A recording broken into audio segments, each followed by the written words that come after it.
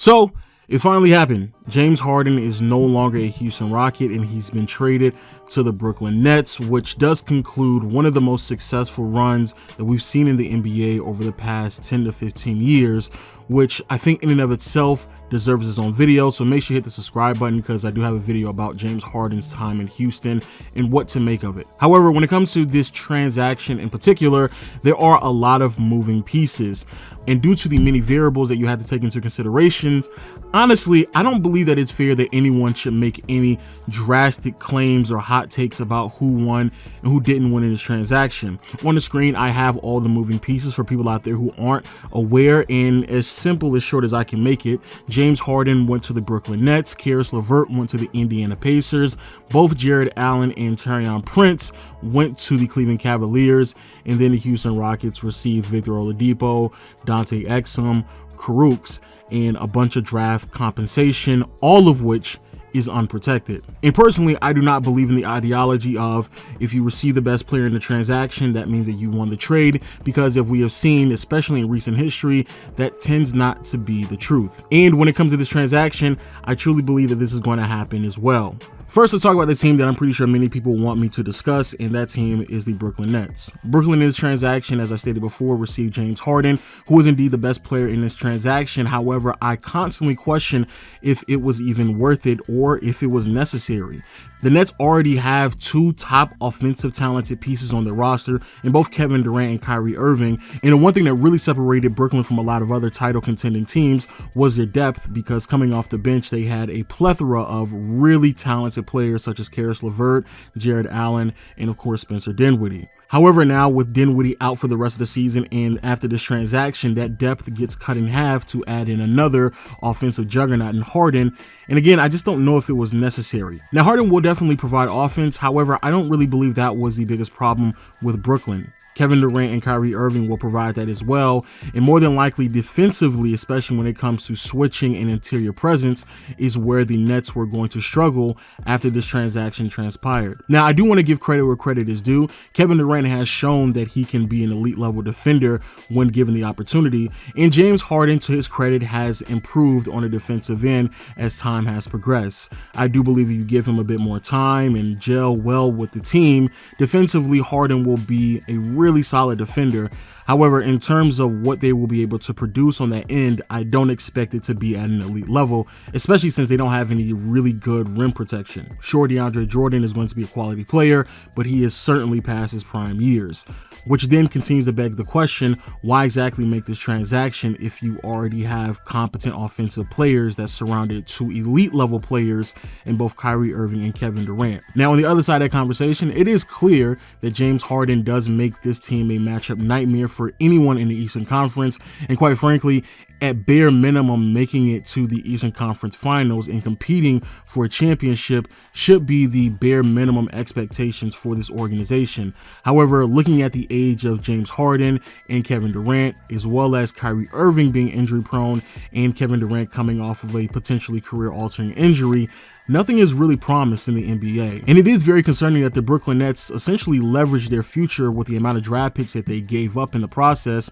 to bring on a player that may only slightly advance their offense, but not really address their defensive concerns. Furthermore, James Harden, Kevin Durant, and Kyrie will be off the books by the end of the 2023 season, and if they do not return, or if they are drastically different players, especially Durant and Harden, with them being on the other side of 35 years old, it will be interesting to see what some of those draft picks will turn out to be. More importantly, the 2024 and 2026 unprotected first round picks that the Houston Rockets received. And going back to the offensive end with the Brooklyn Nets, even though yes, the potential is almost limitless when you have this much talent, it still doesn't address the fact of chemistry and playing style, because even though yes, James Harden is an amazing offensive piece, the way he dominates the ball really doesn't gel well with the other two offensively talented pieces with both Kevin Durant and Kyrie Irving. So even though yes, individually these three players are extremely talented, you still have to ask yourself which players are willing to make the changes, which players are willing to sacrifice, and from a coaching perspective, is the lack of experience from Steve Nash going to play a role when asking and really demanding these three players to sacrifice and change their style of play for the betterment of this team? And this doesn't even take into consideration injuries and an already shortened season, so you don't really have that many reps to build chemistry, something that the Los Angeles Clippers dealt with last year. And so I'm pretty torn about this transaction. Even though, yes, on the surface, I do believe the Brooklyn Nets became a better team, I just believe their resources with their players and their draft picks would have been better utilized to bring in more presence on the defensive end while also filling in some quality veteran role players, rather than going for someone like James Harden, who more than likely will be limited offensively just because he has to share that side of the court with both Kyrie Irving and Kevin Durant. Which then brings me to the Houston Rockets, and honestly, for the situation that they were in, I truly believe that they are massive winners in this transaction. When it comes to the players, Victor Oladipo really is the biggest piece and the most interesting player, I believe,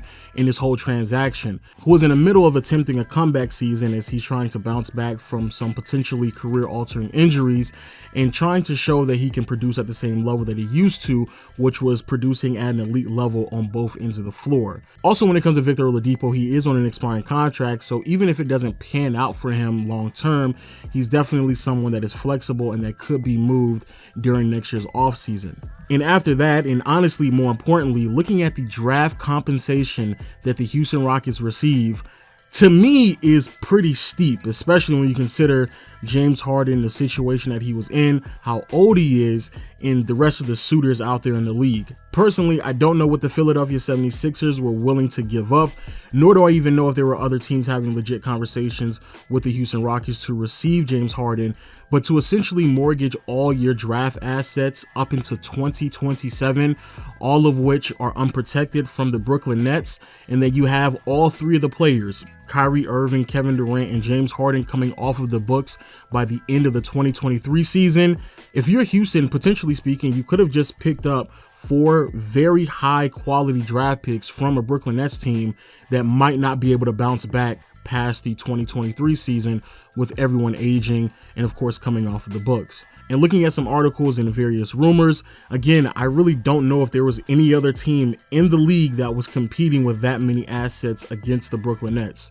So the fact that the Houston Rockets were able to receive a player in Victor Oladipo that could have some trade value in this upcoming offseason, as well as receiving draft compensation that spans all the way to the 2027 draft class. Again, I think Houston, despite losing one of the top 5 to 7 players in the NBA, they certainly came out better than I was expecting them to in this trade. And then finally, we have the Indiana Pacers and the Cleveland Cavaliers. For people out there who don't know, Victor Oladipo is on an expiring contract, so it made sense for the Indiana Pacers to move off of him and in return receive another combo guard such as Caris LeVert, who should be able to provide the offense that Oladipo has been inconsistent at over the past year and a half, especially since he's coming back from his injury. And on top of that, Caris LeVert has 3 years left on his contract, unlike Oladipo, who again only has 1. So even though they dropped off defensively, the Pacers did pick up some stability when it comes to their roster and guaranteeing the type of players that will be on the team for the next 2 to 3 years. And then when it comes to the Cleveland Cavaliers, honestly, I just think they're trying to get as young as possible, which I think is a great idea because Andre Drummond is on an expiring contract and you want to replace him with a young up-and-coming Jared Allen. And then Taurean Prince is a nice perimeter wing player that you can really add to the team and hopefully bring into your rotation. So honestly, on paper, the trade honestly makes sense for everyone. I don't believe that anyone is a huge loser in this transaction. I just believe that it is putting a lot of pressure on the Brooklyn Nets to win in the next 2 or 3 years, because if they don't, then a lot of that draft compensation that they gave up to receive James Harden, a player who's just going to provide something that you were already elite at with Kyrie Irving, with Kevin Durant, and the rest of the role players that you surrounded those 2 stars with, I just don't know if Brooklyn is going to receive the greatest return on their investment when it comes to receiving James Harden, especially for the amount of draft picks that they gave up in the process. But those are just my thoughts. If you're still listening to this video, please make sure you leave a comment in the comment section below. Hit the subscribe button and notification bell, because tomorrow I should be uploading a James Harden video dissecting what exactly happened within his time in Houston. Also, make sure you follow me on Clubhouse so you can always catch my live reactions to things. And until next time, I'll see you all later. Peace.